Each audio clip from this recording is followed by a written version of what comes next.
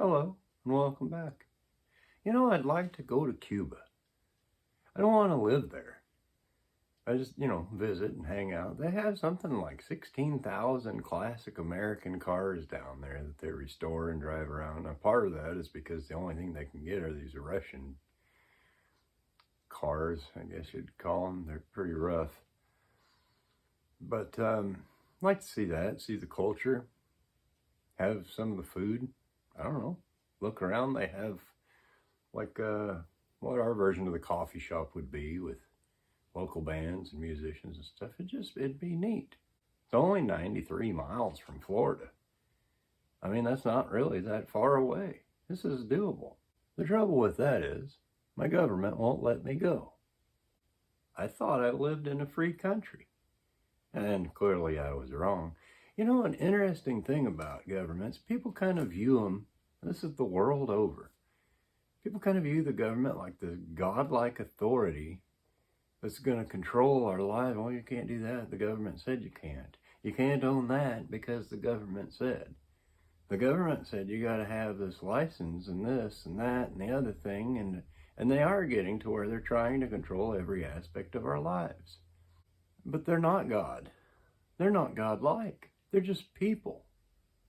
Imagine the audacity and the arrogance you would have to tell another human, these are the rules because I made them. And you have to abide by them. I don't, but you do. But getting back to Cuba, prior to the revolt in 1959, Cuba was one of the richest countries in Latin America. Then came the revolt, then came communism, then came the American sanctions, then came abject poverty. According to 2013 numbers, the average Cuban household made about $19 a month, the equivalent of that. By 2021, that was about $33 a month. These people are barely getting by. Now they have exports. They have tobacco, they have sugar, they have coffee. These are things that everybody loves in America.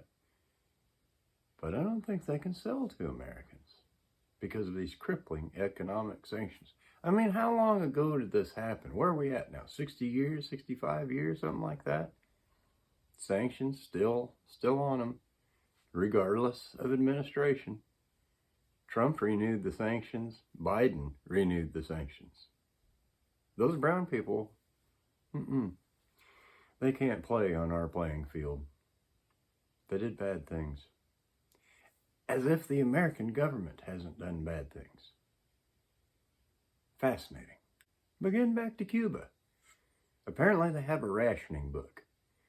And it doesn't necessarily ration what you can buy, but rather the quantity that you can buy. So if you don't have a coupon that says you can get their version of meat, which is like this stringed, shredded type beef, if you've used up all your coupons for the month, you can't buy any more beef.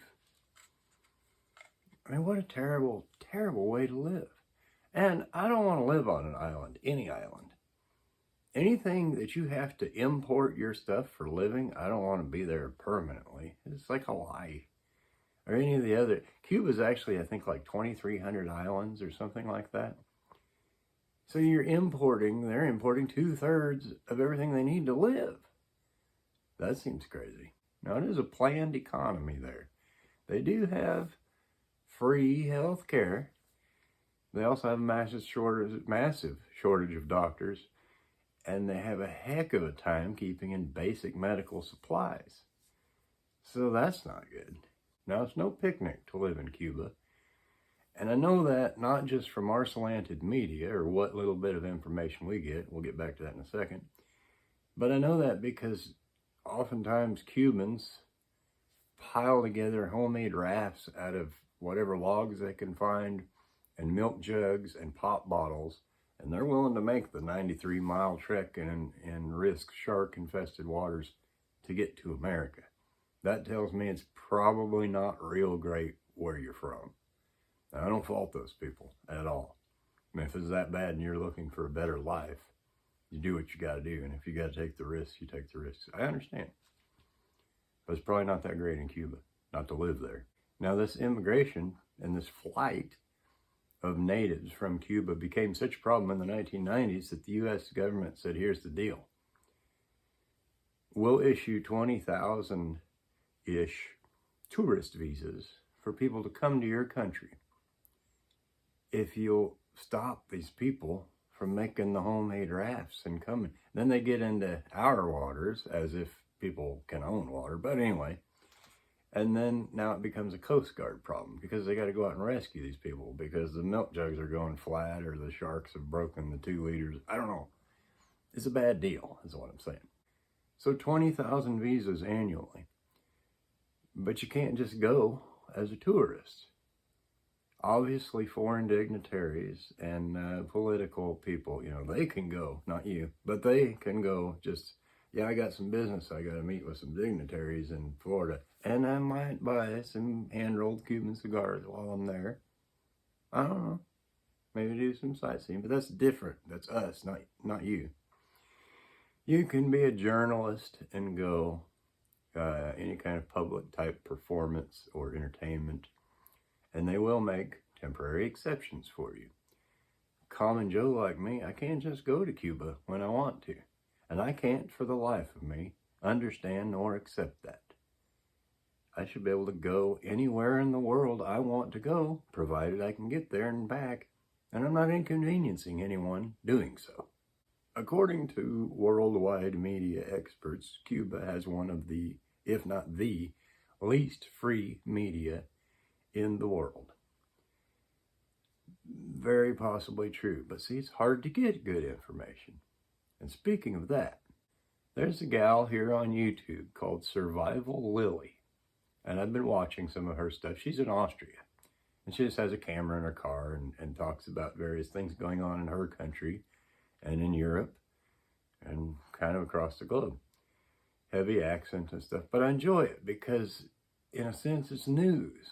And I can't get good news in my country without really digging for it. So it turns out we're not a whole lot different than Cuba in that regard.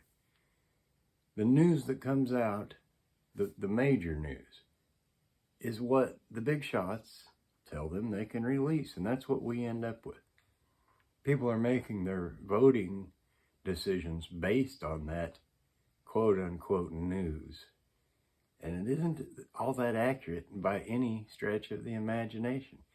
And as these big corporations keep buying and keep combining and uniting and conglomerating and monopolizing, there's going to be less and less and less free information.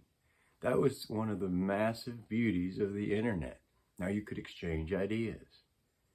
In a wonderful book by Joel Ehrenbach, I think. It's called Why Things Are. He wrote 2 or 3 of them. And it's every question you could ever imagine, from why are ants so strong to how does a vacant room get dusty with the door closed?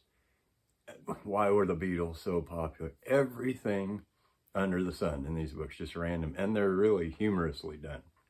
But one of the questions in there is what caused the downfall of the Soviet Union? And his answer was the fax machine. Next question. But then he elaborated on it. And basically what his synopsis was the ability for people to communicate, where they didn't have that before.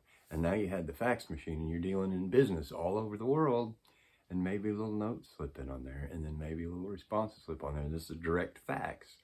So there's no authority to intercept these messages. Kind of like in prison. Because in prison, every letter that goes out and every letter that comes in is opened and read by the so-called authorities. Can't have any... And part of that I understand in prison. You don't want to pump it in contraband or whatever, But what about the outgoing letters? Why are we reading those? Well, you don't have any rights in prison. But it's kind of the same deal with politics. But this notion that human entities, whether elected or just, royalty because they were born in that family, they're next in line to be in charge. You're not God. You're not God-like. In my estimation, you're supposed to be a servant. That makes you somewhat less than the populace at large. I cannot for the life of me understand calling them elites. Deviants, perhaps. Not elites. I don't know. All these questions, it just makes me wonder. And all this started from, I'd like to go to Cuba. They know how to weather out hurricanes. All these hurricanes that you see that come up, and threaten Texas or Florida or the whole eastern seaboard, and it's all over the local news, and they're getting ready now. Those are hitting Cuba, every one of them, full force. You don't hear peep, because we don't care about those people, apparently. I kind of do. How's it going over there? And most of them a lot of them are living in huts. You just rebuild your hut and it's part of life. But my gosh, they know what to do. They don't go to the Superdome sports complex and scream, "Where's the federal government at? This is an outrage," looking for somebody to wipe their nose for them. They just go on living because they have to. They have no choice. It's like it's almost a dream of mine to go down there with a stack of $10 bills and just slip them out as tips, because $10 in Cuba, that'd change your whole monthly outlook. That'd be awesome. What are you out? You're out $10. For most people, that's a coffee at this Galaxy Dollar, whatever that's called. I don't partake in that, but I'm just saying, it's $10. You can change somebody's month. But I can't go because they won't let me. Interesting stuff to think about. If you got any comments, I'd be more than interested in reading them. I do appreciate your time. Thanks for watching. I'll see you next time.